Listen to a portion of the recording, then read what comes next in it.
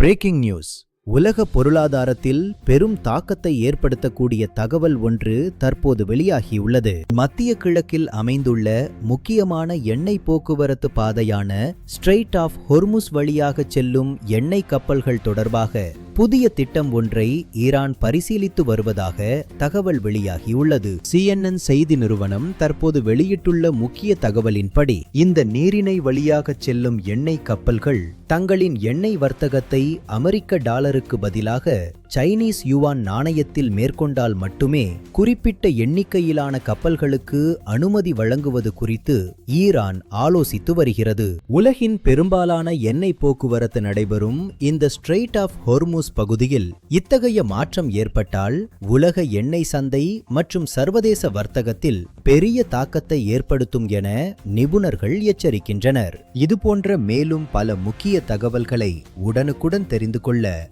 எங்களுடன் தொடர்ந்து இணைந்திருங்கள். நன்றி.